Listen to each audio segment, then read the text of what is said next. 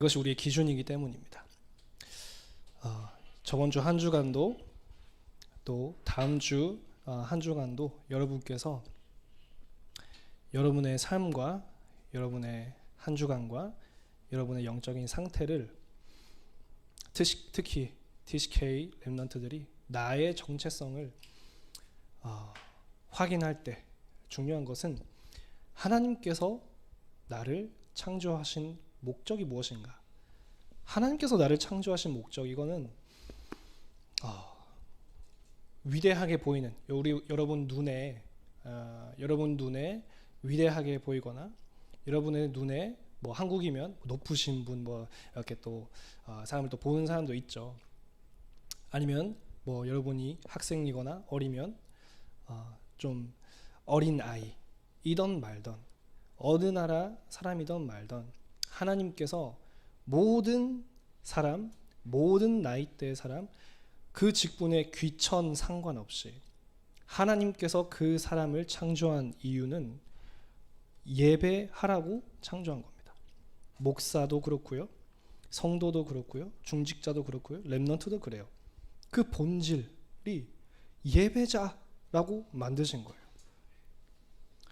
TCK들에게 정말 중요한 부분, 내가 어느 나라 사람이지? 그거는 두 번째, 세 번째 이야기예요. 나를 이 나이대에 왜 여기에 보내셨지? 두 번째, 세 번째 이야기입니다. 그 진짜 중요한 본질, 절대로 놓치면 안 되는 본질이 무엇이냐? 하나님께서 나를 예배하는 자로서 부르신 거예요. 왜냐? 이 메시지, 이거에 여러분이 집중해서 묵상할 때 창세기 3장에서 유일하게 내가 빠져나올 수 있는 길이 이 정체성입니다. 창세기 3장, 6장, 11장에서 나와야 된다, 나와야 된다, 나와야 된다. 메시지에서도 그렇게 말하고요. 찬양을 들을 때도 그렇게 찬양이 나와요. 내가 아니고 나의 것이 아니고. 근데 나의 것이 아니고 나와야 되는데 나오는 방법이 뭐예요? 예배하는 거예요. 나와야 된다가 아니라 예배해야지 나올 수 있는 거예요. TCK들의 그 갈등 속에서 나올 수 있는 유일한 방법이 뭐냐? 예배하는 거예요. 하나님께서 나를 예배하는 자로서 부르셨구나. 내 가정 환경, 나 태어나는 환경, 거기서 진짜 빠져나오고 정말 내가 왜 거기에 부르심을 받았는지를 알려면요, 예배하는 것부터예요. 하나님 앞에서 내가 예배하는 자로서 부르심을 받았구나. 하나님 영광 돌려라고 내가 만들어진 거구나. 내 거 챙기라고 지어진 것이 아니라 하나님 영광 돌리라고. 그래서 나를 만드신 거지구나. 거기에 그 예배를 할 때 그때 나라는 것이 힘을 못 쓰게 되는 거예요. 나의 것, 나의 창세기 3장 이거를 모르면서 창세기 3장에서 빠져나와야지. 그거는 말도 안 되는 소리예요. 이거 묵상할 때 특히 우리가 착각하면 안 되는 것은요, 이거는 우리의 정체성이에요. TCK들에게 정체성입니다. TCK뿐만이 아닙니다. 성도도, 중직자도, 교육자도, 목사도 이게 정체성이에요. 그 말은 뭐냐? 내 거 내가 하다가 예배도 드리고 내 거 내가 하다가 기도도 하고 내 거 하다가 교회도 오고가 아니라요, 애초에 이러라고 그 모든 게 있는 거예요. 경제활동 하다가 예배하러 가는 것이 아니라요, 사람과의 관계에 있다가 예배하러 가는 게 아니라 그 모든 게 이거 하라고 있는 겁니다. 사람 만나는 것도, 경제활동도, 부부 관계도, 성의 관계도 모든 게 뭡니까? 예배하라고 있는 거예요. 그게 뭡니까? 정체성이라고 하는 겁니다. 다른 곳에서요, 나를 찾으시면 안 됩니다. 히브리서 11장의 말씀은요, TCK에게 정말 맞춤형으로 주시는 하나님의 말씀이에요. 본향을 따라가는 건데요. 밑에가 잘렸네요. 그래도 한번 읽어볼까? 밑에 여러분 읽으시면 아시겠지만 히브리서 11장 13절에서 16절 말씀이에요. 이 말씀은 정말 TCK들과 또 다민족들이 자기에게 맞춤형으로 주신 그런 말씀이다라고 생각하시고요. 읽어보겠습니다. 히브리서 11장 13절에서 16절 말씀입니다. 시작. 이 사람들은 다 믿음을 따라 죽었으며 약속을 받지 못하였으되 그것들을 멀리서 보고 환영하며 또 땅에서는 외국인과 나그네임을 증언하였으니 그들의 이같이 말하는 것은 자기들이 본향을 찾는 자임을 나타냄이라. 그들이 나온 바 본향을 생각하였더라면 돌아갈 기회가 있었으려니와 그들이 이제는 더 나은 본향을 사모하니 곧 하늘에 있는 것이라. 이러므로 하나님이 그들의 하나님이라 일컬음을 받으심을 부끄러워하지 아니하시고 그들을 위하여 한 성읍을 예비하셨느니라. 아멘. 여러분이요, 왜 여러분이 하늘의 성, 하늘의 고향을 따라가야 되는 줄 아세요? 거기는요, 하나님을 24시간 예배하는 곳이에요. 거기로 우리가 들어가기 위해서요, 이 지상에 하나님께서 모든 걸 예배하셨어요. 우리가 이 지상에서도 우리의 정체성이 뭡니까? 예배자예요. 그런데 하늘나라 가잖아요. 그러면요, 제가 저번에 여기에 섰을 때 말씀드렸지만요, 일본에 있었을 때 전혀 정체성에 대해서 뭐 이렇게 혼란이나 그런 게 저는 의식적으로는 많이 없었어요. 그런데 얼굴 생긴 것도 똑같고 말하는 것도 똑같이 할 수 있고 하니까 저는 제가 일본인인 줄 알았어요. 일본 사람처럼 말하고 다 그렇게 친구들이 있으니까. 그런데 해외 갈 때나 행정 처리할 때 되면요, 한국 사람으로 이렇게 빠지는 거예요. 그럴 때 되게 오묘한 마음이 들었어요. 내가 여기에 속하지 않은 사람이구나. 내가 뭔가 여기에 웰컴 받지 않는 거, 뭐 이상한 생각이 많이 들어요. 그냥 빠진 건데, 줄 다른 데 서는 건데.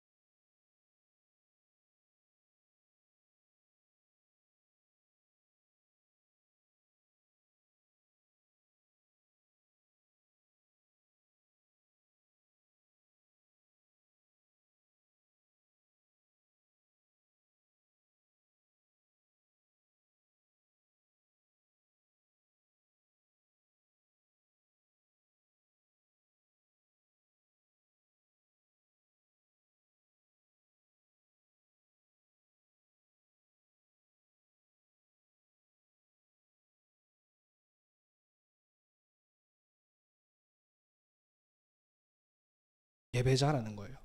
히브리서 11장을 보니까 그 예배자라는 신분이 어디서 왔냐? 하늘에 있는 나의 시민권에서 왔다는 거예요. 그 기준을 놓치지 않고요, 하나님께서 우리를 하나님의 형상으로 창조하셨어요. 그 이유가 뭐냐? 예배하라고 창조하신 건데, 하나님 창조주와 우리가 함께 있을 때 의로웠거든요. 하나님이랑 함께 있는 것 자체가 선이었어요. 인간이 영적인 존재로 만들어졌다는 것은 그런 뜻이에요. 에덴 동산 안에 있으면요, 하나님과 함께 있을 수 있어요. 인간이 그렇게 만들어졌어요. 그렇다면 뭐예요? 아담은요, 에덴 동산 안에 있으면서 선을 행해야 되겠다, 의를 행해야 되겠다, 거룩해져야 되겠다, 이런 생각이 없었어요. 왜? 하나님과 함께 있었기 때문에. 있는 것 자체가 거룩한 것이고요. 있는 것 자체가 의로움이었어요. 그게 어디에 있느냐라는 게 사실은 의로움이었어요. 근데 인간의 문제가 뭐예요? 거기서 떨어진 거예요. 거기서 떨어졌어요. 사람들은요, 자주 착각을 합니다. 선이 있고 악이 있어가지고 그 두 개의 선택지 중에, 야, 나는 선을 선택해야지, 악을 선택해야지, 이렇게 생각을 해요. 근데 사실 그런 게 아니에요. 뭐냐면요, 선에서 떨어진 거예요. 우리는 의로운 그 상태에서 우리의 신분이었는데, 하나님과 함께 있는 의로운 신분에서 우리는 탈락한 거예요. 떨어진 거예요. 그래서 불의를 행할 수밖에 없게 됐어요. 거기서는요, 선한 일을 해도 또 악한 일을 해도 하나님과 함께 있지 않기 때문에 다 불의예요. 다 더러운 것이 되는 것이고요. 다 죄가 되는 거예요, 사실은. 내가 선한 일을 했어요. 하나님 없이 선한 일을 해요. 그러면 내가 높아집니다. 내가 나쁜 짓을 해버렸네요. 그게 사실 본질은 아니에요. 하나님 없이 나쁜 짓을 했어요. 그거는 불의예요. 그래서 하나님께서 타락한 아담과 하와에게 뭐라고 말씀하셨어요? 네가 뭘 했냐라고 물어보신 게 아니라 네가 지금 어디 있냐라고 물어보신 거예요. 나랑 함께 있어야 되는 너네가 떨어졌구나. 그 상태에서 떨어졌구나. 타락한 인간의요, 신학적으로는요, 비참함이라고 해요. 그거를 가리켜서 비참하다고 말해요. 내가 하나님을 떠나가지고 그냥 혼자서 살아갈래? 그거 아니에요. 비참하대요. 신학적으로 그걸 비참하다고 하는 거예요. 무슨 말이에요? 하나님과 함께 있는 것이 의였는데 인간은 이제 뭐예요? 의를 구걸하게 됐어요. 나의 의를 찾아야 돼요. 그게 아담이 뭐예요? 옷도 만들어보고 가려보고 나무 뒤에 숨어보고 가려보고, 그게 나의 의예요. 비참해진 거예요. 완전 거지처럼. 그게 비참함이잖아요.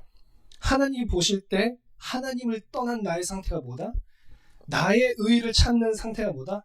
비참한 상태다. 그것도 뭐예요? 이 뱀이 여자에게 이르되 너희가 결코 죽지 아니하리라. 너희가 그것을 먹을 날에는 너희 눈이 밝아져 하나님과 같이 되어 선악을 알 줄 하나님이 아십니다. 이런 근거도 없는 사탄이 한 말이지만 파충류의 입을 통해서 나온 그 말 하나를 믿고, 그거를 믿고 비참해진 거예요. 끌려당기는 거예요. 그 말에. 파충류의 입에서 나온 네가 신이 될 수 있다는 근거도 없는 거짓말에 하와가 홀랑 다 당해버려가지고 그 위치에서 그냥 탈락하고 떨어지고 비참하다라는 거예요.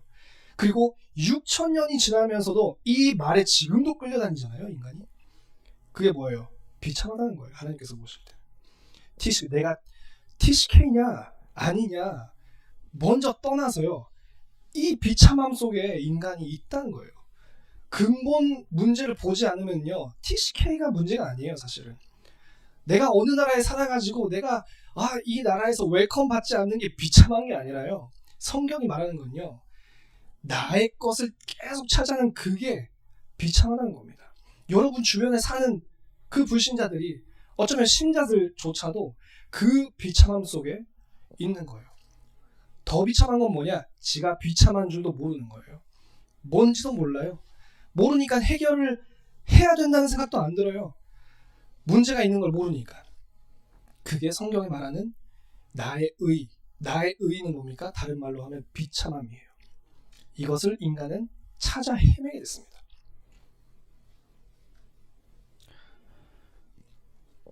그 상태를요, 성경은 잘 말해주고 있습니다. 예레미야서 2장 13절에서 14절 말씀입니다. 함께 읽어보겠습니다. 시작. 내 백성이 두 가지 악을 행하였나니 곧 그들이 생수에 근원되는 나를 버린 것과 스스로 웅덩이를 판 것인데 그것은 그 물을 가두지 못할 터진 웅덩이들이니라. 이스라엘이 종이냐 시종이냐 어찌하여 포로가 되었느냐. 아멘. 이게 하나님이 보시는 인간의 상태입니다. 이스라엘아 종이냐 시종이냐 어찌하여 너희가 포로가 되었느냐. 이스라엘아라는 무슨 말이에요? 하나님의 형상이란 뜻이에요. 내가 내 형상으로 만들어서 예배하라고 만든 내 형상아, 어떻게 니들이 종이냐?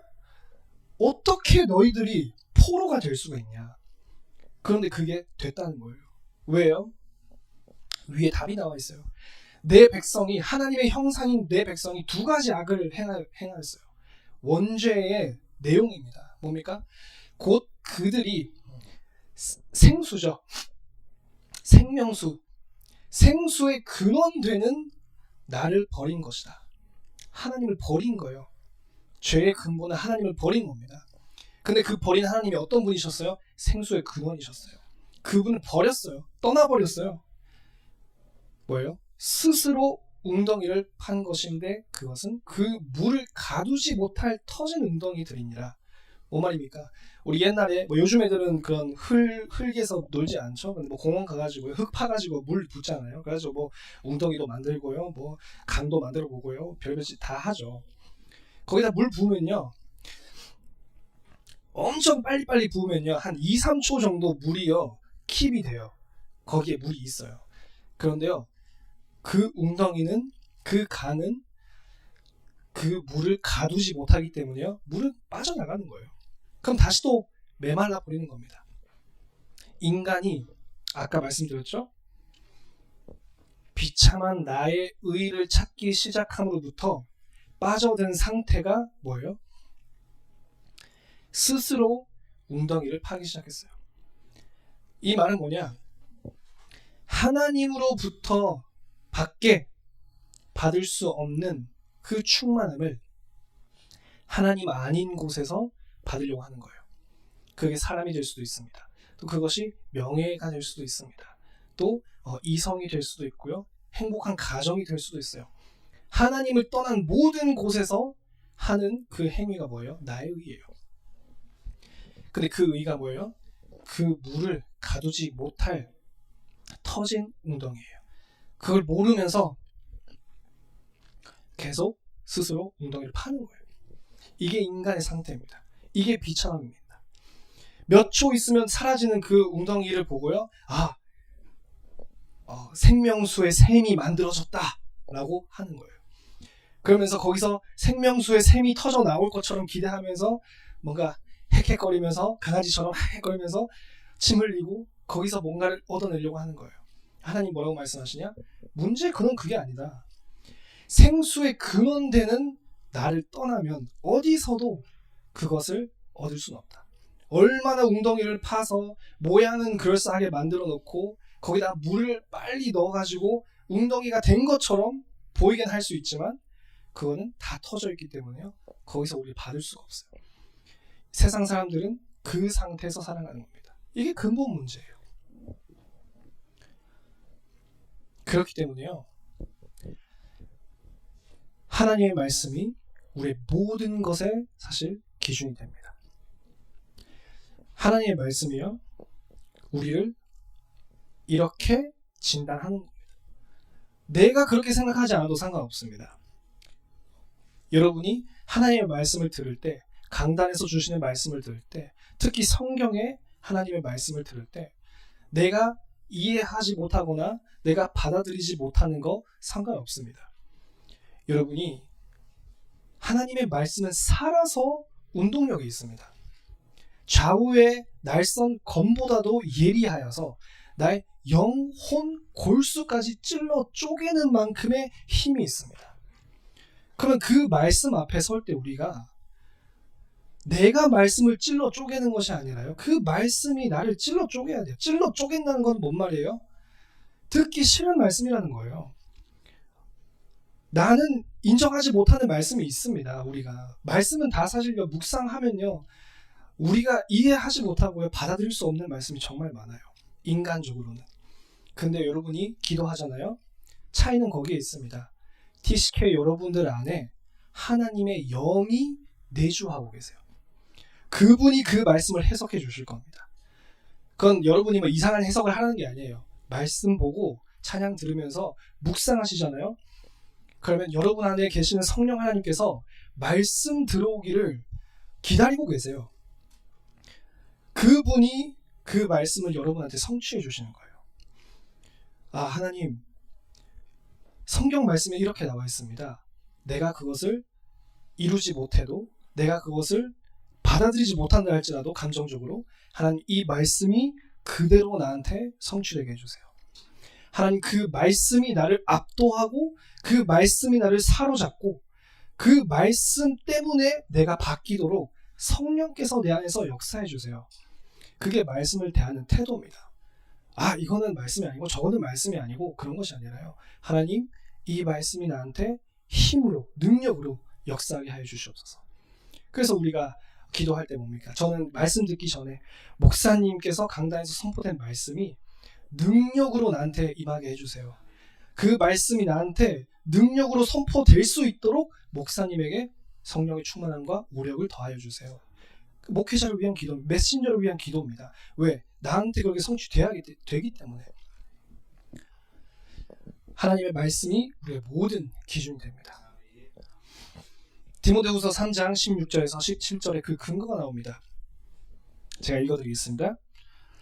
모든 성경은 하나님의 감동으로 된 것으로 교육과 책망과 바르게 함과 의로 교육하기에 유익하니 이는 하나님의 사람으로 온전하게 하며 모든 선한 일을 행할 능력을 갖추게 하려 함이라. 그렇기 때문에 이것은 신약 시대에서 사도 바울이 성령이 우리 안에 내주한 시대예요. 성령 시대입니다. 그 시대에 구약 시대 말씀이 아니라는 거죠. 그 시대에 모든 성경, 이것은 구약의 말씀을 가리키는 겁니다. 구약의 모든 율법들은 하나님의 감동으로 된 것이므로 교훈하고 책망하고 바르게 하고 의로 교육하고 거기에 유익하다는 거예요. 우리를 뭐요? 하나님의 사람으로, 이거는 육적인 사람이 아니라 하나님께서 쓰실 수 있는 사람으로 온전하게 하고 모든 선한 일, 하나님의 일을 행할 능력까지 갖추게 하는 게 이 하나님의 말씀이에요. 성경 말씀이에요. 그 말은 뭐예요? 하나님의 말씀을 무시하면요, 어떠한 사실 능력도 우리에게 주어지지 않습니다. 혹시 뭔가 이루어졌다고 해도요, 그것은 다른 데서 오는 힘일 수도 있어요. 그렇기 때문에 우리가 주의해야 되는 것이요, 모든 성경은 하나님의 감동으로 된 것입니다. 하나님의 영감으로 된 것입니다. 그렇기 때문에 이 말씀에는 권위가 있는 겁니다. 우리가 말씀을 대할 때 그렇게 대하셔야 됩니다. 두 번째, 이건 시편 기자가요, 말씀에 대하는 태도입니다. 이번 주 여기서 제가 많이 은혜를 받았습니다. 제가 읽어드릴게요. 내가 주의 의로운 판단을 배울 때에는 정직한 마음으로 주께 감사하리라. 내가 주의 율례들을 지키오리니 나를 아주 버리지 마옵소서. 청년이 무엇으로 그의 행실을 깨끗하게 하리까? 주의 말씀만 지킬 따름이니이다. 내가 전심으로 주를 찾았사오니 주의 계명에서 떠나지 말게 하소서. 내가 주께 범죄하지 아니하려 하여 주의 말씀을 내 마음에 두었나이다. 아멘. 제가 이번 주에 이렇게 말씀 묵상하면서요, 그치, 내가 주의 의로운 판단을 배울 때에는 정직한 마음으로 주께 감사해야 되겠다라고 생각을 했어요. 이 의로운 판단, 제가 또 알아보니까요, 주석을 통해서도 여기 의로운 판단이 뭡니까? 징계하는 그런 말씀이 나올 때라고 또 해석이 되어 있더라고요. 하나님께서 나를 징계할 때 내가 정말 하나님께 정직한 마음으로 감사할 수 있을 만큼 내가 하나님의 말씀에 순종하게 해달라고 좀 기도를 많이 하게 됐어요. 나한테 좋은 말씀뿐만이 아니라요, 나를 징계하는 말씀이 올 때도 내가 거기에 찔리고 내가 거기에 불만족스러울 때도 내 마음을 정직하게 하시고 하나님 앞에 그것 때문에 감사할 수 있도록 해주세요. 왜? 하나님의 말씀이 진리이기 때문에 그런 거예요. 내가 주의 율례들을 지키오니 나를 아주 버리지 마옵소서. 청년이 무엇으로 그의 행실을 깨끗하게 하리까? 주의 말씀만 지킬 따름이니이다. 청년이 하나님 앞에서 정직하고 하나님 앞에서 하나님의 사람이라고 불리움을 받기 위해서 청년이 무엇을 해야 되냐? 하나님의 말씀을 내 마음에 간직하는 것밖에 없다라고 말합니다. 이해하는 것이 아니라요, 나한테 감동으로 와야 되는 것이고요, 나를 압도해야 되는 거예요. 이게 나를 만드신 분이 나한테 하시는 말씀이구나. 이게 나보다 나를 더 잘 알고 있고 어쩌면 TCK를 그 TCK 현장에 두신 이유를 가지신 분이 나한테 하시는 말씀이기 때문에 이게 힘들어요, 저게 뭐 안 돼요 이전에 내가 하나님 말씀 앞에 내 자세가 올바라야 되겠다는 생각을 많이 했습니다. 하나님 말씀을 들을 때요, 이게 자기한테 불편하거나 자기한테 뭐 걸리는 말씀 들릴 때요, 사람들이요, 자주 이런 말 해요. 그건 복음이 아니야. 이런 말도 자주 합니다. 아니에요. 그 어떤 혹시 율법 조항이 있어요. 이거 해라, 이거 하지 말라. 강단에서 계속 주시는 말씀이 뭐예요? 그 말씀을 계속 묵상하면서 그리스도가 나올 때까지 묵상하셔야 돼요. 이거 해라, 저거 하지 말라. 거기서도 그리스도가 나올 만큼 내가 묵상을 해야 돼요. 이거는 뭐 복음 아니야가 아니라 거기서 복음이 나올 만큼 묵상하셔야 돼요. 그렇죠. 한국에서 한국도 일본도 성도님들이 되게 좋아하는 말씀이 있어요. 내게 능력 주시는 자 안에서 내가 모든 것을 할 수 있느니라. 이러면 아멘 이래요. 뱀과 정갈을 밟으면 아멘. 대적의 모든 묘사 아멘. 경건하라. 경건하라? 그래서 그래요. 되게 잘 웃으시네요. 내게 능력 주시는 자 안에서 내가 모든 것을 할 수 있느니라. 아멘 그러는데 거룩하라. 에? 거룩하라? 갑자기 거룩하라? 무슨 뜻이에요? 갑자기 원어 찾아요. 히브리어 찾아요. 갑자기 헬라어 찾아요. 제가 실제로 그래서 그래요. 청년부에 있을 때 청년부에서 이제 설교에서 그런 말을 했어요. 그러니까 이상한 사이트에서 네이버 블로그인가요? 그런 데서 찾아가지고 전사님 이런 단어는요 이런 해석도 있답니다. 이러면서 저한테 가져오셨어요. 누군지도 몰라요. 누군지도 모르는데 어디 구석에 있는 성경의 해석 같은 거를 찾아와가지고요. 여기서는 이런 뜻으로도 쓴답니다. 이러면서 이 단어는요 다른 구약의 어디에서는요 다른 뜻으로도 쓴답니다. 그래서 꼭 이런 뜻으로 해석할 수는 없는 것 같아요, 종사님. 이러면서 가져오셨어요. 알아보니까 이상한 사람이에요. 그 블로그를 쓴 목사님이 이상한 사람이셨어요. 우리 교단도 아니고 우리 장로교도 아니고. 아니 평상시에 그렇게 하시지. 평상시에 그러면 내게 능력 주시는 자 안에서 내가 모든 것을 할 수 있다라는 말에 그 모든 것을 할 수 있다의 뜻은 뭘까? 그것도 찾으셔야죠. 그거는 절대 안 찾아요. 그냥 자기가 원하는 말씀 듣고 내가 승진할 때, 내가 수능 볼 때, 내가 시험 칠 때 하나님 내가 모든 것을 할 수 있군요.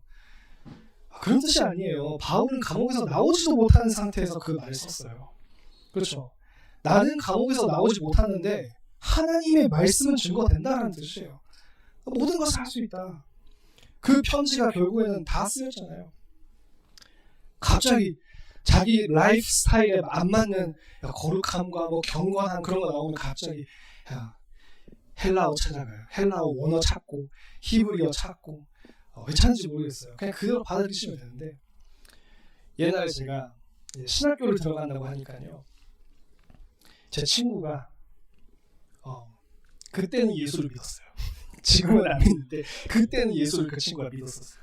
그래서 저한테 좀 질문할 게 있다 하면서 질문을 했어요. 되게 진지하게 질문을 했어요. 그 내용이 뭐냐면 그 친구가 잘생겼어요. 그래가지고요 인간관계도 좋았어요. 말도 잘해요. 그래가지고 원나잇을 하는 거예요. 다른 여자들이랑 이렇게 놀고 하룻밤 관계 그런 거 막 하고 그러다 보니까 그 친구가 예수 믿는다고 하는데 찔렸나 봐요. 그래서 제가 이제 전도사가 된다, 교회에서 이제 사역을 한다 하니까 저한테 일본에 갔을 때 저한테 물어봤어요.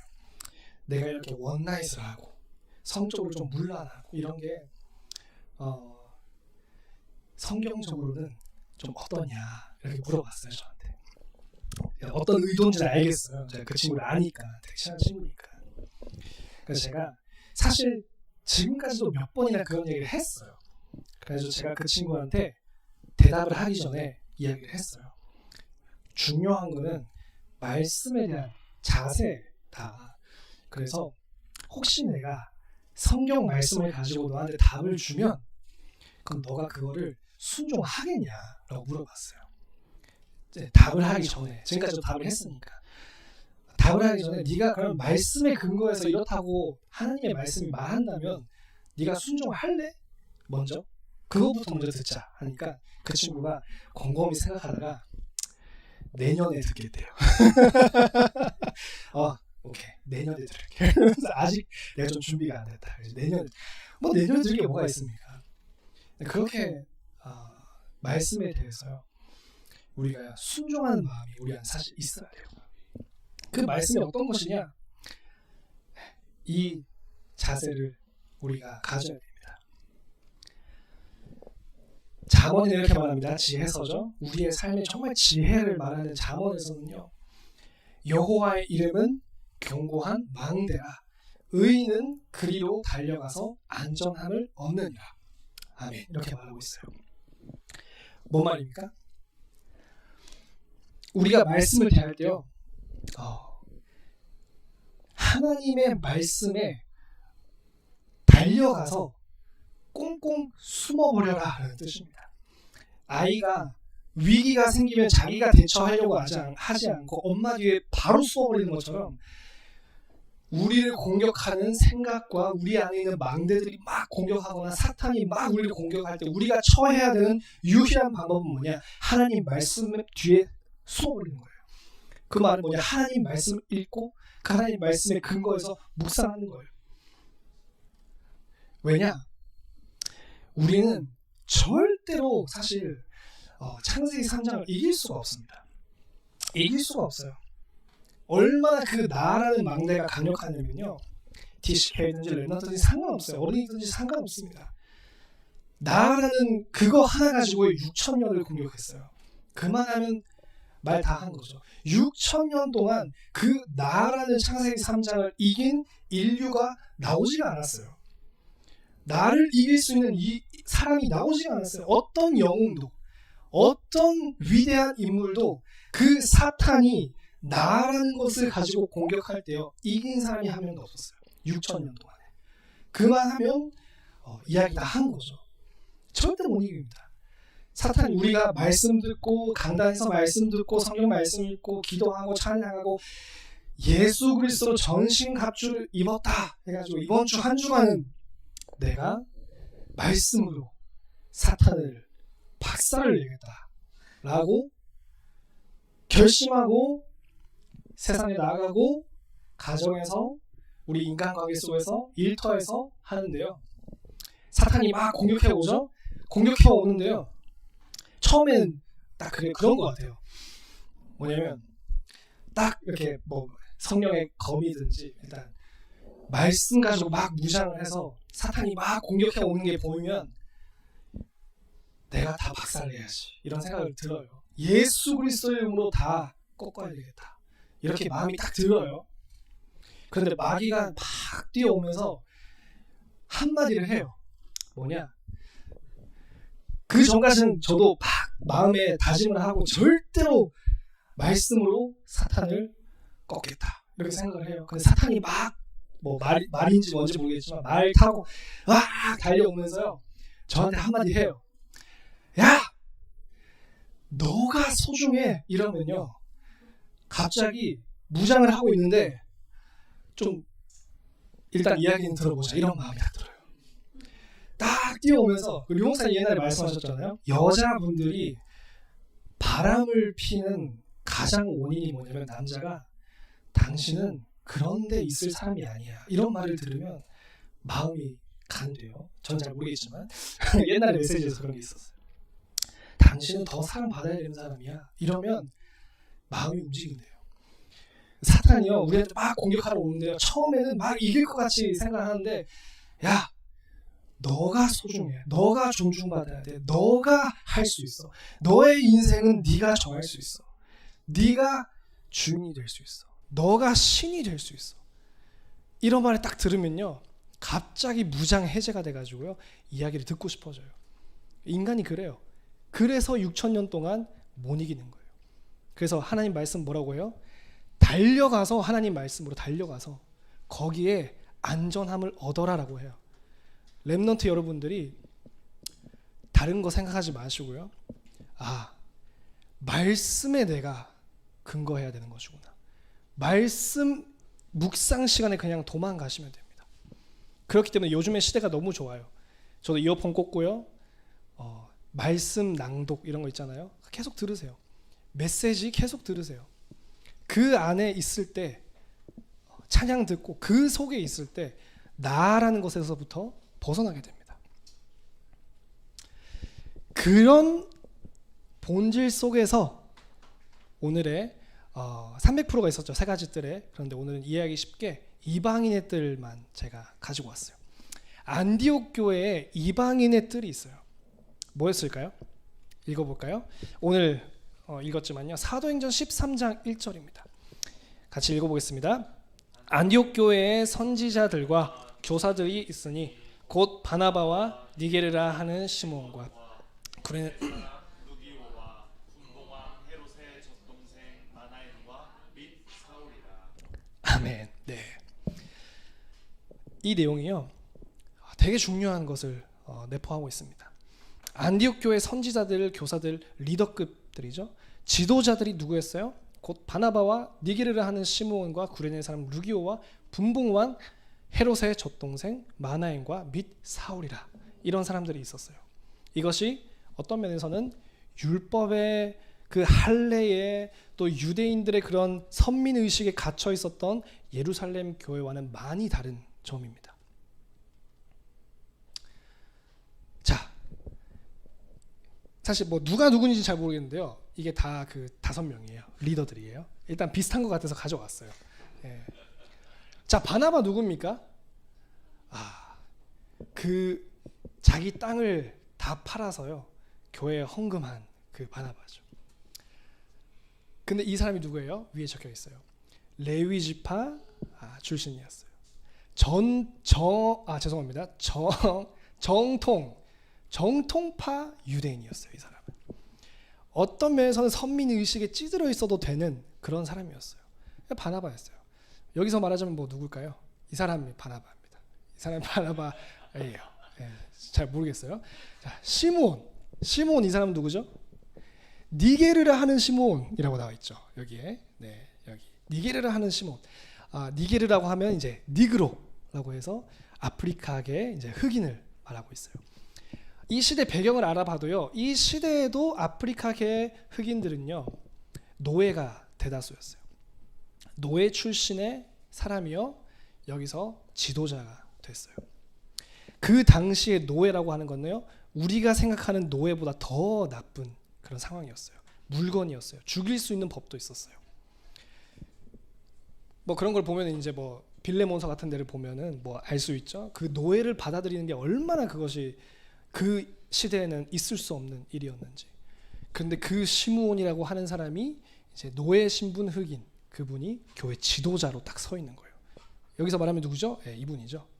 예, 아프리카계 출신 이 사람이 시므온입니다. 그 다음부터는 솔직히 잘 모르겠어요. 루기오, 구레네 출신 루기오가 있었어요. 구레네가 뭡니까? 리비아 사람, 말하자면 이방인들이에요. 그 이방인은 유대인 입장에서는 뭐예요? 짐승이에요. 인간이 아니에요. 짐승 같은 인종. 원래 그렇게 취급받아야 되는 유대인 입장에서는 그런 사람이 안디옥 교회에서는 수장과 같은 리더와 같은 교사였어요. 그리고 마나엔 여기 보면은 분봉왕 헤롯의 젖동생 마나엔이 있었어요. 이 사람은 세례 요한을 죽인 그 헤롯이죠. 그 젖동생 마나엔. 그러니까 같이 양육을 받고 같은 사람한테서 이제 요 양육이라기보다는 키움을 받은 사람입니다. 말하자면 왕족이나 귀족이었어요. 말하자면은 기독교에 있어서는 원수처럼 보일 수도 있는 그런 사람이 이 교회에서는 수장과 같이 리더였어요. 그리고 사울은 뭡니까? 초기에 바울을 교회에서 받아주지도 않을 만큼 그 명성이 어마어마했던 핍박자였어요. 그런 사람들이 사실은 뭐 이런 사람들이 아니지만 이런 사람들이요. 우리가 볼 때는 여기서 이렇게 보지만요. 유대인들을 볼 때는 이 위의 사람처럼 보이는 거예요. 대단한 조합이죠. 이런 사람들이 교회의 리더였어요. 여기서부터 우리가 묵상해야 되는 게 있어요. 도대체 이 교회에는 뭐가 있었을까? 무슨 망대가 있었길래 이런 게 가능했을까? 이렇게 했기 때문에 대단하다가 아니라요. 뭐가 달랐을까? 이 사람들이 뭘 봤을까? 여기 TCK들이 좀 더 많이 있었으면 더 이게 웃어주셨을 것 같은데 네. 뭡니까? 답은 하나예요. 구약의 말씀 그대로 가는 거구나 라는 것을 사도 바울은 알고 있었어요. 창세기 때부터 예언하신 그 하나님의 말씀이 그대로 성취되는 거구나. 그것을 안디옥 교회가 알고 있었어요. 뭡니까? 가라사대 여호와께서 이르시기를 내가 나를 가리켜 맹세하노니 내가 이같이 행하여 내 아들 내 독자를 아끼지 아니하였는즉 내가 내게 큰 복을 주고 내 씨로 크게 성하여 번성하여 하늘의 별과 같고 바닷가의 모래와 같게 하리니 내 씨가 그 대적의 문을 얻으리라. 또 내 씨로 말미암아 천하의 만민이 복을 얻으리니 이는 내가 나의 말을 준행하였음이니라. 이 말씀이 성취되는 거예요. 그 안디옥 교회를 통하여서 하나님이 창세기의 그 말씀 4,000년 전에 선포된 그런 말씀으로부터 지금까지 그 말씀 성취의 흐름 안에 우리를 있게 하신 것이었구나. 그 안에서 바울이 자기 과거를 해석할 수 있는 거예요. 이것을 위해서 나한테 이 과거를 줬구나 라는 거예요. 뭡니까? 이 위에 있는 이 모든 과거, 이게 뭐예요? 이 모든 다른 사람들이 볼 때는 차별할 만한 이 여러분의 신분이 말씀의 근거에서 봤을 때는 이것은 정말 말로 표현할 수 없을 만큼 나의 이해와 나의 생각과 인간의 이치를 넘어서서 이건 진짜 은혜이구나. 하나님께서 하나님의 말씀을 이루는 그 안에 나를 두셨구나. 그렇기 때문에 더더욱 뭐예요? 하나님 말씀에 근거해야 되는 것이구나. 이 말이 나오는 거예요. 이는 내가 나의 말을 준행하였음이니라. 하나님의 말씀에 준행하였기 때문에 천하 만민이 그 한 씨 예수 그리스도라는 십자가 사건의 그 씨를 통하여서 그 한 자손을 통하여서 만민이 복을 받을 수 있는 그걸 하나님께서 영세전부터 예비하셨구나. 그 고백이 되는 사람들끼리 모이니까 이게 되는 거고요. 이거를 받아들일 수 있는 교회가 되는 거예요. 그게 나에서 벗어나는 방법입니다. 이 시대의 유대인들의 나라는 것은 그 선민 사상, 그 율법 사상, 거기서부터 벗어나는 유일한 방법은 뭐예요? 이 모든 게 말씀 성취이기 때문에 할 말이 없는 거예요. 베드로도 변명할 때 뭡니까? 하나님께서 이렇게 말씀하시는데 내가 뭐라고 하겠냐. 그게 소극적인 말일 수도 있지만요. 우리가 나로부터 벗어나는 유일한 방법은요. 하나님께서 말씀하시기 때문에 어떤 이유도 없다라는 겁니다. 이것이 저번에도 말씀드렸지만요. 진짜 파수꾼이에요. 그 당시에 바울 팀이 진짜 파수꾼이었어요. 왜? 그 창세기의 말씀부터 그 구약 시대의 모든 말씀 안에서 자기를 발견하니까요. 율법주의에 빠질 필요가 없어요. 하나님의 말씀을 읽어가지고 율법을 읽으면서 이거는 읽으면 안 돼. 율법주의가 돼. 그거는 수준이 완전 망가진 상태인 사람인 거고요. 율법을 묵상하고 그 창세기부터 구약 성경을 묵상해 보니까 우리가 지금 율법을 넘어선 안디옥 교회 시간표인 거구나. 율법을 묵상하니까 뭐예요? 창세기를 묵상하니까 뭐예요? 지금 시대에 우리를 왜 부르셨지? 그게 나오는 거예요. 그래서 말씀에 근거해야 된다는 겁니다. 그냥 한 구절만 딱 떼내가지고 내게 능력 주시는 자에서 그렇게 하는 것이 아니라요. 묵상하다 보면은 그 안에서 나의 정체성이 다 나와요. 이 시대의 필요가 다 나오는 겁니다. 읽어드리겠습니다. 이 땅을 위하여 성을 쌓으며 성 무너진 데를 막아 서서 나로 하여금 멸하지 못하게 할 사람을 내가 그 가운데서 찾다가 찾지 못하였으므로 내가 그 분노를 그들 위에 쏟으며 내 진노의 불로 멸하여 그들 행위대로 그들 머리에 봉하였느니라. 주 여호와의 말씀이니라.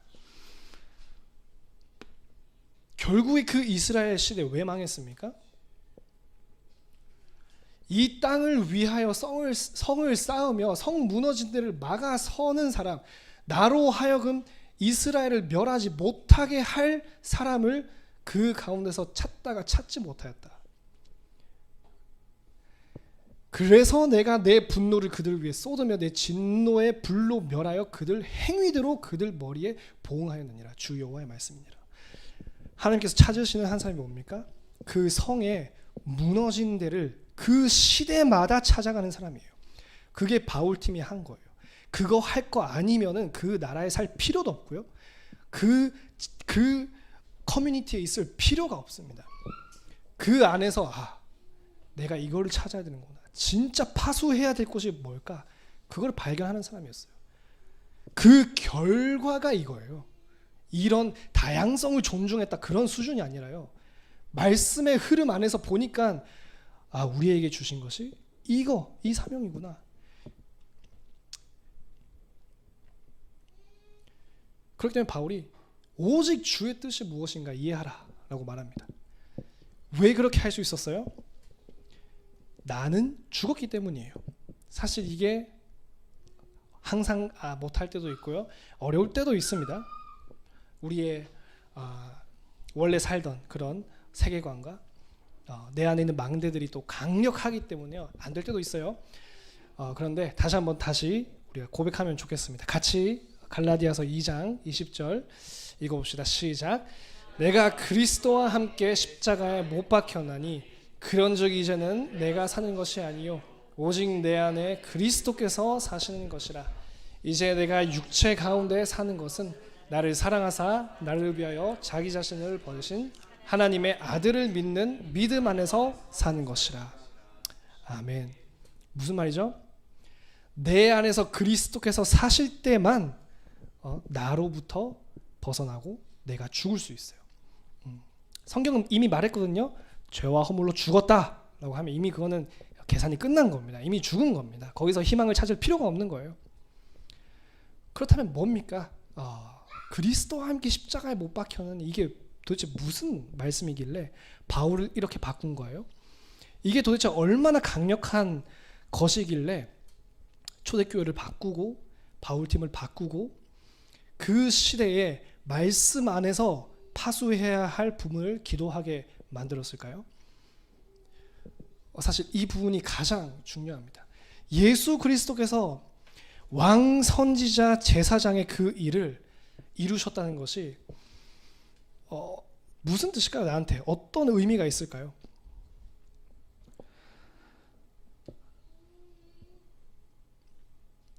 우리가 자주 이렇게 그리스도께서 다 이루셨다. 그리스도께서 나를 대신 죽어주셨다 라고 말을 할 때 무슨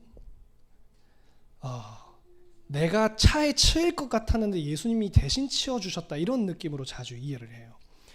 예수님이 나 대신해서 죽어주셨다. 그래서 그런 느낌으로 눈물 흘리고 그런 식으로 감격하고 감사하고 할 때가 종종 있어요. 또 계속 그렇게 이해하는 사람도 있어요. 성경이 말하고 있는 예수 그리스도께서 죽어주셔야 하는 가장 큰 이유는 무엇입니까? 나에게 나이가 어리든 나이가 들었던 상관없이 나에게 허물과 죄로 죽은 상태라는 게 왜 죽었죠? 한번 묵상해 보셔야 돼요. 생각해 보셔야 돼요. 내가 왜 죽었을까요? 허물과 죄로 죽었다. 본질상 진노의 자녀. 일본어 성경에선 태어나면서부터 진노의 대상. 왜 그런 표현을 쓰셨을까요? 이유는 단 하나예요. 나에게, 여러분에게 율법의 요구가 있었다라는 거예요. 하나님과 소통하기 위해서 거기서 떨어져 버린 인간에게 거기로 가기 위한 조건은 뭐예요? 율법의 요구가 가해졌다라는 거예요. 하나님께서 우리에게 거룩하라 라고 하는 그 무시무시한 율법의 요구가 나한테 압박처럼 사실은 가해졌다는 겁니다. 그리고 우리는 그것을 충족하지를 못해요. 여러분의 힘으로는 절대로 그 율법의 요구를 충족하지 못합니다. 그렇기 때문에 죄가 되는 거고요. 그것 때문에 그게 허물이 되는 거예요. 기준이 없이는 아무것도 죄가 되고 허물이 될 수 없습니다. 율법을 기준을 주셨기 때문에 여러분의 전적 타락의 상태가 죄가 되고 허물이 되는 거예요. 그 결과로서의 죽음이 오는 겁니다. 나에게 그 율법에 하나님과 소통될 만큼 거룩해야 된다라는 요구가 나한테 율법 조항으로 가해져 있기 때문에 우리는 죄인인 거예요. 하나님이 보실 때. 그 상태를 로마서 1장에서 뭐라고 말하냐? 네 머리 위에 하나님의 분노를 쌓아가고 있다라고 말하고 있는 거예요. 그게 인간의 상태인 거예요. 멀쩡하게 살고 있는데 버스에 칠 것 같았는데 예수님께서 대신 치워주신 그런 구원이 아니라요. 하나님의 어마무시한 율법의 요구가 우리한테는 진노처럼 가해져 있는 겁니다. 불신자들이 그 속에서 살아가는 거예요. 우리가 그 속에서 살았던 겁니다. 하나님의 진노가 우리 위에 퍼부어져야 되는 대상이었던 거예요. 예수 그리스도께서 왕선지자 제사장의 그 십자가의 사건을 이루셨을 때 어떤 일이 일어났냐? 나에게 가해져야 되는 그 본질상의 진노, 그 진노를 넘어서 하나님의 저주, 그것이 내가 아니라 2000년 전에 십자가 위에 하나님께서 다 그거를 부어버리신 거예요. 다 그냥 그대로 부어버리신 겁니다. 뭐 때문에요? 우리를 사랑하셨기 때문에, 우리를 택하셨기 때문에. 그렇기 때문에 인간은 아무 말도 하지 못하는 겁니다. 나도 모르는 사이에 2000년 전에 십자가 위에 그 모든 죄의 저주, 재앙, 그것을 하나님께서 여호와의 진노를 십자가 위에 다 부으신 거예요. 나의 하나님, 나의 하나님, 어찌하여 나를 버리시나이까라는 그 부르짖음까지 그냥 싹 무시하실 만큼 다 부어버리셨어요. 자, 퍼부어버리셨어요. 왜죠? 그래야지 우리가 살 수 있기 때문에 그런 겁니다. 이게 엄청난 은혜인 거예요. 그 은혜를 우리가 받은 거예요. 무슨 다 세일해가지고 제로 원, 빵원이 돼가지고 누구든지 가져가세요 찌라시 뿌리듯이 그런 구원이 아니에요. 내 멋대로 살아가겠다 그런 것이 아닙니다. 공짜네? 다 구원 받았네? 그런 게 아니에요. 그거는 예수님을 사랑하지 않기 때문에 나올 수 있는 반응인 거예요. 왜? 2000년 전에 그 모든 것을 받아주시고 그 재앙 속에 나 대신 음부까지 내려가 주신 그분이 왜 외치셨지? 그때?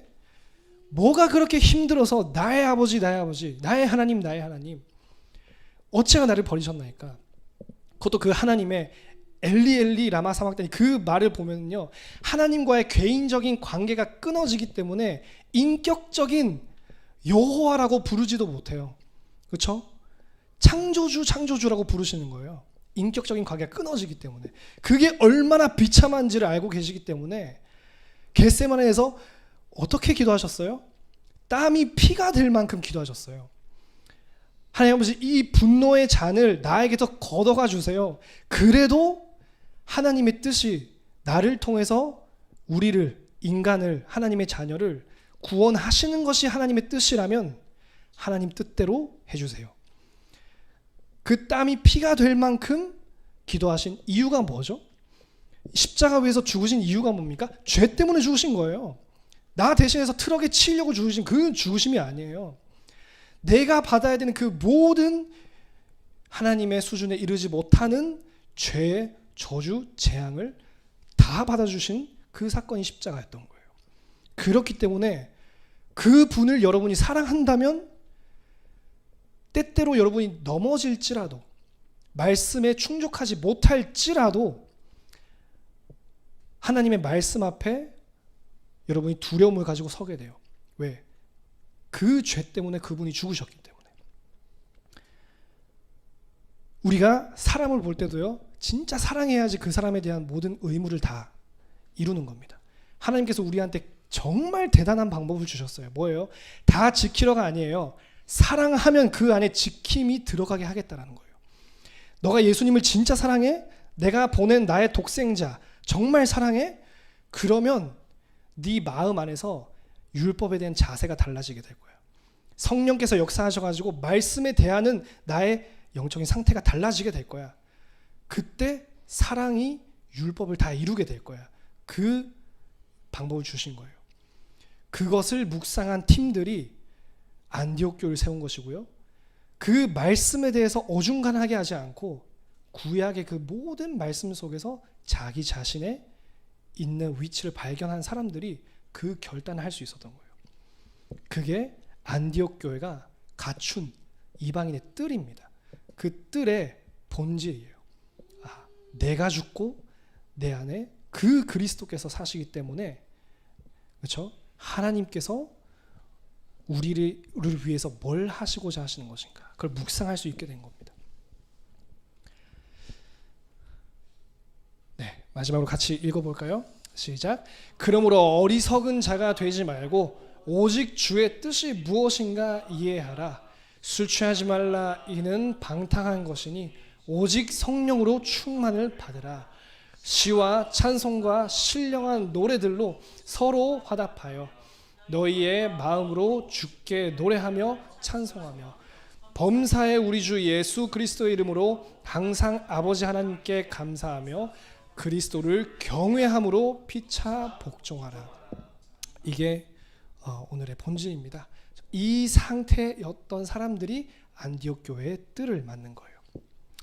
마지막에 우리 시편에 잠시 전에 말씀드린 시편 기자의 말씀을 향하는 그 자세를 우리 묵상하면서 잠시 우리 마음을 조용히 하면서 묵상하는 시간 갖도록 하겠습니다. 먼저 우리 한번 시편 119편 7절에서 11절까지 고백하고 우리 묵상 기도하는 시간 갖도록 하겠습니다. 시작.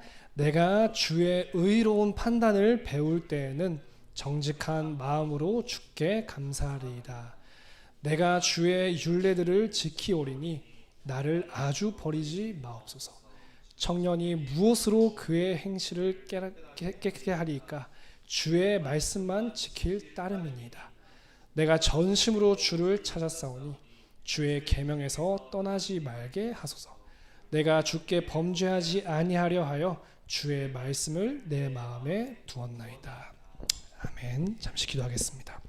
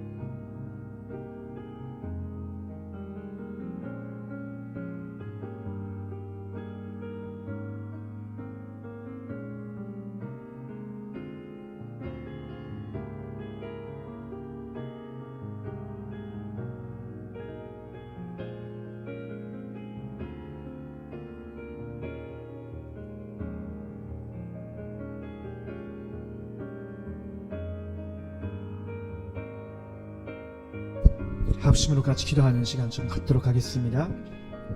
조금만 볼륨을 내려주시면 됩니다. 이제 우리 금토일 시대를 새롭게 갱신하려고 합니다. 금요일 날에는 우리 TC계들을 위해서 정말로 우리가 마음 담고 기도하는 시간으로 계속 가질 거고요. 이제 교육자분들에게도 다 이야기를 할 겁니다. 어차피 금요 기도회에 참석하시기 때문에 교육자분들을 다 나오시라고. 이 시간에 우리가 예전도 그랬지만요, TC계들을 위해서 실제로 면단 들고 오시라고. 면단 들고 한 명 한 명 자기 파트 오너콘에 렘넌트들을 이름 불러서 실제로 기도하자고. 여러분이 어떤 프로그램을 가지고 어떤 차처럼 어떤 메시지 전달을 하는 것보다 기도에 실제로 들어가는 것이 그들에게 정말로 유익이 되고요, 하나님의 역사하시며 끝나는 겁니다. 여러분은 어떻게 생각하실지 모르겠는데요, 저는 그 김선련 전도사님이 아까 메시지 전해주는 걸 보면서 굉장히 감사했어요.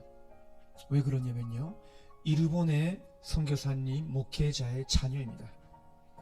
목회자의 자녀가 일본이라는 그 나라 토양 안에서 자랐다가 그러면서 이 전도까지 복음을 알아가기를 간절히 원하고 자기가 발견한 그 진리에 대해서 그것을 어떻게 하든지 간에 이렇게 전달을 하려고, 충실하게 전달을 하려고 하는 열정을 가지고 있다는 것 자체가 기적이에요. 그건 하나님의 은혜가 아니면요, 목회자 자녀가 이렇게 서지 못합니다. 그것은요, 두의 기도가 있었던 거예요.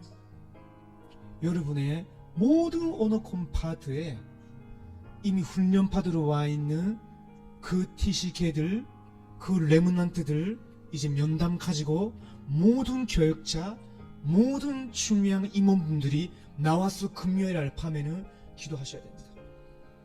금요 기도회 때는 교회 기도를 하지 않습니까? 금토일, 우리 금요일 날에는 참석한 레문난트들에게 분명히 답이 되는 메시지를 전달도 하지만요, 우리 모든 언어콘 파도의 교육자와 임원분들이 실제로 여러분의 자녀들을, TC계들을 두고 기도하는 겁니다. 어떤 굉장히 시대적으로 쓰임받은 그 목회자가 있었습니다. 17세기의 목회자인데요, 그 사람이 이런 말을 한 적이 있어요. 자기가 가장 기도하는 시간이 언제냐, 간단에 서기 전과 간단에서 말씀 선포한 후라고. 간단에 서기 전에는 왜 그러냐, 하나님의 말씀을 도파로 전달해야 되니까. 그러나 왜 간당에서 내려온 후에 더 오래 기도하느냐, 사탄이 와서 그 떨어진 말씀이 레문넌트들의 성도들의 마음에 제대로 떨어져서 뿌리 내리지 못하게 할까봐, 가져가 버릴까봐 계속 기도한다는 거예요. 사실은 그것 때문에 16세기, 17세기, 18세기 때는요, 간 나라와 시대를 움직일 만한 그런 인재들이 일어난 겁니다. 쉽게 말하면 완전 복음으로 각인 뿌리 체질이 되고 그 속에서 기도할 수밖에 없는 영성이 회복되어졌기 때문에 그 교회들 안에서는 인재가 나올 수밖에 없는 거예요. 그래서 아까 굉장히 중요한 메시지를 해줬죠. 오늘 주제가 세 가지 틀의 준비 300%예요. 그렇죠? 세 가지 틀 준비 300%인데 하나님이 우리 모든 레문난트들을 그리스도를 알고 그리스도를 믿음으로 이제 예배자로 부름받았다고. 그 예배자로 부름받았단 말이 무슨 말이냐면요, 아까도 성령 전도사님이 계속 강조했지만요, 성경의 역사가 6,000년입니다. 그 6,000년의 역사 안에서 하나님이 계속 비밀스럽게 계속 담기게 하신 거, 그게 점점 밝아지면서 나타난 것이 이 그리스도의 복음이 이방인들에게도 전달이 되어지고 그들이 한 성령 안에서 유대인인지 헬라인인지 모든 종족이 상관없이 한 나라 백성으로서 하나님 앞에서 예배 드릴 수 있게 하신 거예요. 그러면 지금 우리 교회 안에 지금 있는 다민족 오너콘 바드와 그리고 바드가 없더라도 지금 와 있는 다민족들과 그 DC계들이 얼마나 중요한지 모릅니다. 우리 DC계들이 그 소중한 틀에 지금 있는 거예요. 자기들이 거기에 참석하고 있다 수준이 아니라 지금 엄청난 말씀 성취의 흐름 속에서 내가 지금 이 말씀 받고 자라가게 하나님 하시는 거구나. 그 날 발견하게 하나님 역사하여 주시옵소서. 그러면서 정말 치유 중에 치유가 뭐냐면요, 복음을 듣고 믿으면 영은 치유됩니다. 그렇죠? 그러나 가장 중요한 치유는요, 아까도 선륜 중도사님이 계속 간증한 중에 하나가 뭐냐면요, 창세기 3장 이후에 병든 마음이에요. 그 마음으로 모든 병이 나오게 되는 겁니다. 하나님을 모르게 된 그 지성, 하나님을 사모하지 못하고 사랑하지 못하는 그 감정, 그리고 하나님 원하시는 걸 선택하지 못하는 그 마음이라는 부분이 변들어서 말과 행동과 그들의 운명이 다 비참하게 망하게 되는 거예요. 그러면 우리 교회 안에 들어온 모든 다민족 DC계들의 레므넌트들은요, 복음 제대로 깨닫고 구원받으면요, 누군지 상관없는 거예요. 그 나라의 문화권이 중요하지만 문화권보다 중요한 것이 그 근원인 거예요. 마음이 치유가 되어져야 되는 거예요. 어떻게요? 아까 강조하셨죠? 하나님의 말씀과 성령의 역사가 아니하면 어떤 나라 사람도 마음이 치유되지 못해요. 근데 그것만 된다면요, 어떤 나라 DC계 레브넌트라도 하나님의 나라의 사람으로서, 제자로서 어디에 가도 쓰임 받는 제자가 되는 거예요. 기도하셔야 되겠죠. 혹시나 그러다가 약간의 발달 차이가 있다? 아니면 실제로 신체에 문제가 있다? 심지어는요, 지적 차이가 있다? 무슨 문제가 있어도 복음 말씀과 성령의 역사로 마음의 치유를 받은 자는요, 어떤 상태로 쓰임받게 돼 있어요. 용건받게 돼 있다니까요. 제가 20년 전에 우리 김선련 전도사님 교회에 권사님을 통해서 간증 들은 적이 있어요. 그때 그 교회 권사님이셨는데 권사님이 저한테 찾아와서 이런 말씀 하셨어요. 아들이 다운증이었거든요. 그러니까 아들이 다운증이면 진짜 힘들죠. 근데 그분이 자기 아들을 두고 계속 기도하는데 이 친구는 하나님의 작품이란 걸 발견한 거예요. 하나님이 손이 모자라서 이 친구가 이런 상태로 태어난 것이 아니라 하나님의 작품이라고. 그러면 하나님의 작품이면 이 친구 이대로 이 친구가 그리스도를 믿고 하나님의 영광 되게 하시고 이 친구를 통해서만 이루어지는 전도 하나님 문 열어주십시오 기도했는데 이 친구가 실제로 그 시에서 상을 받을 정도로 굉장히 중요한 일들이 이루어지고 이 어머님은요 여러 학교 다니면서 간증할 수 있게 된 거예요. 그 시의 교육위원회에서 이 어머님과 그 아들한테 상을 줄 정도로 저한테 간증해 주더라고요. 자, 생각해 보세요. 다운증이라고 하면 사람들은 참 슬프고 힘들다 생각하죠. 물론 그럴 수 있습니다. 그러나 그게 중요한 것이 아닌 거예요. 복음이 제대로 들어가고 엄마와 자녀의 마음이 말씀과 성령의 능력으로 실제로 계속 치유받게 된다면요, 어떤 가정, 어떤 아이라도 결국은 하나님의 작품으로서 그리스도의 영광을 나타내게 돼 있어요. 그래서 여러분 기억하셔야 됩니다. 진짜 그 치유사역은 교회만 할 수 있는 거예요. 진짜 그거는 교회만 할 수 있는 거예요. 그러면 우리 교회 갓바드 어느콘별 예배부도 그렇고요. 그런 예배부가 없는 그 어느콘도 있거든요. 그들의 집이 우리 교회 자체가 그런 진짜 이 시대 복음에 남은 자 레므넌트로서 하나님의 그 보배로 힘을 받게 된다면요, 어떤 역사를 위해서 쓰임받게 될지는 아무도 모르는 거예요. 그래서 오늘은 좀 참석자가 별로 없는 것 같지만요, 이제부터는요, 여러분 파트에 어느 곳마다 그 아이들의 면담, 여러분과 실제 매주 참석하는 아이들도 있고요, 매주가 아니지라도 가끔 오는 아이들도 있죠. 면담 가져오세요. 그걸 가지고 같이 기도하는 겁니다. 하나님이 친히 역사해달라고. 혹시나 우리가 이렇게 T식의 금도 이렇게 해왔는데 아이들이 이렇게 많이 안 오게 됐구나. 그 부분은요, 다른 거 아닙니다. 우리가 기도하지 않았기 때문에. 기도의 마음이 점점 빼앗겨버렸어요. 우리의 연약함 때문에, 사탄의 역사 때문에, 여러 변명 핑계 때문에 우리의 기도의 집중력이 떨어졌어요. 그래서 점점 가벼워진 거예요. 회개해야 됩니다.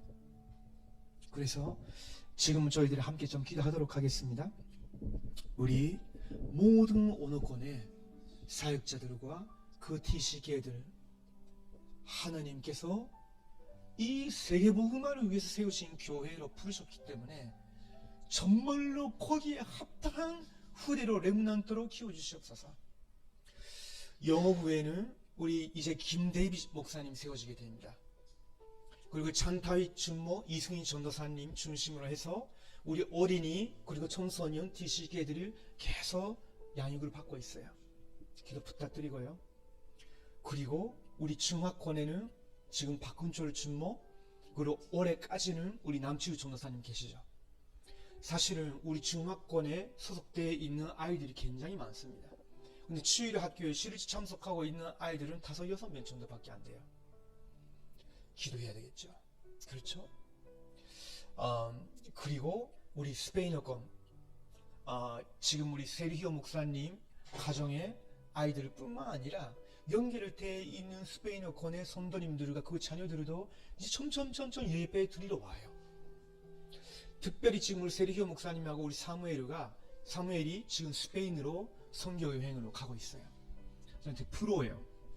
제가 한 번도 제 아들을 데리고 자기 나라 전도 캠프에 함께 동참할 수 있었던 일이 없었거든요.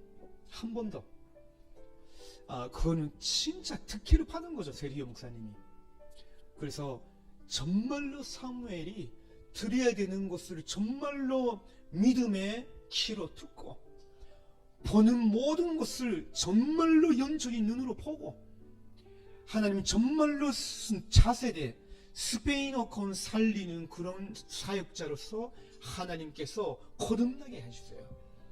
물론 하나님의 자녀인데 그게 아니라 진짜 사명자로서 하나님 거듭나게 해주세요.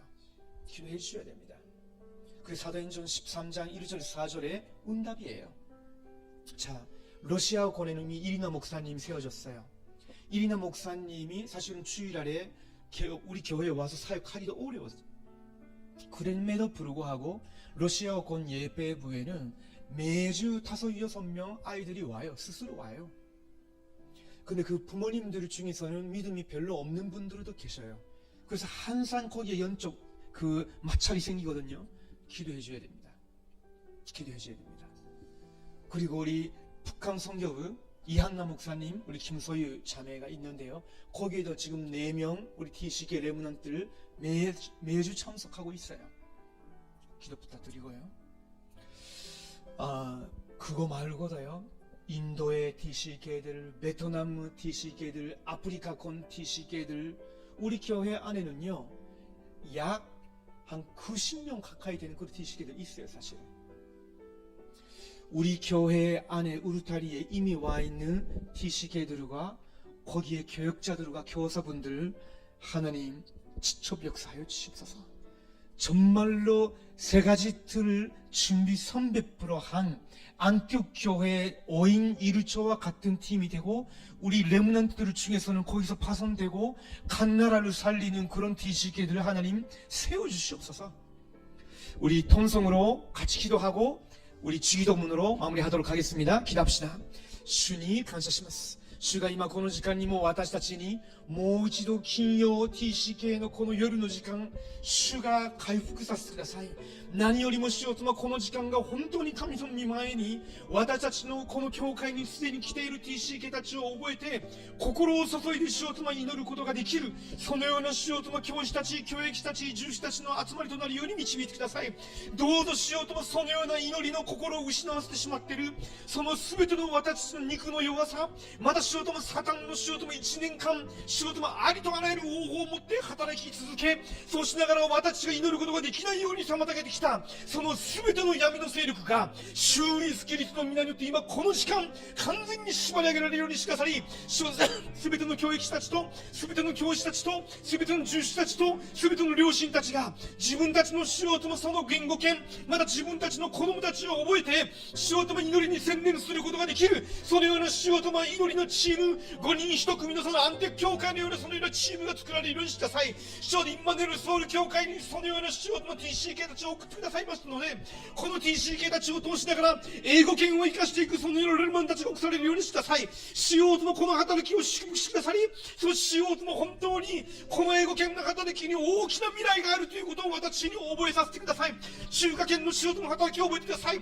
パクンチョル純木南中伝道師、また教師たち、両親たちがいます。主よ、子供たち一人一人を主よ、どうぞ切実な思いを持ってこの金曜日の夜にも土曜日にも手術にも参加しているあのレルマンたちを主が捉えてください。そうしようともあのレルマンたちにどういう弱さがあったとしても、むしろその弱さを通しながらキリストの力が現れるようにしてください。主よ、とも本当に彼らのうちに宝のあるキリストがおられることを主よ、全世界の主よ、と者たちが見るぐらい主よ、どうぞ恵みを増し加えてください。主よ、とも日本宣教部のはじめ牧師、キムセレーディン同士、また主よ、ともその両親たちと、また主よ、ともその教師たちがいます。主よ、とも本当にあの子供たちが、レムナンたちが主よ、とも実際にここに来て主よ、とも訓練を受け、養育を受けていく中で主よ、ともその御言葉が一つも地に落ちることがないようにしてください。その御言葉が全部一つ一つ彼らの心の中に植え付けられ、そして彼らの言葉の心の中に根を下ろしていき、実際に主よ、ともそれが芽を出し、主よ、とも本当に世の中のものに振り回されて二心になることなく、主よ、とも本当に主を心から精神を尽くし、力を尽くして愛し、福音を愛し、世界を愛して、そして主よ、とも福音化のために用いられるそのようなレムナント青年たちとなりますよう、主よ、どうぞあなたが自ら育ててください。また主よ、とも北朝鮮部を主よ、とも覚えて祈ります。主よ、とも違反の牧師とキムソユ伝道師、主よ、とも彼らが主よ、とも担当している運用をはじめとして全てのレルマンたちが主よ、ともあらゆる傷や障害があったとしても、それを全て超越するただ福音の力、ただ神様の御言葉の力、ただ聖霊の力によって主よ、ともその北朝鮮を生かすだけではなくて、主よ、とも本当に自分と関係した全ての現場を生かすことができる、そのような主よ、とも尊いレルマンとして用いられるようにしてください。スペイン語の主よ、ともセビア牧師チョンチンサモニンと、またレルマンと4人も主よ、とも祝福します。主よ、どうぞあの生たちの主よ、ともレルマンたちを覚えてください。スペインだけではなくて主よ、ともスペイン語を使う全ての国々を生かすそのようなレルマンたちがスペイン語礼拝語を通しながら実際的に起こされるように主が導いてください。また主よ、ともロシア語圏を覚えてになります。イリナ牧師を主よ、とも祝福してくださり、そして主よ、ともその来ているレルマンたちを祝福してください。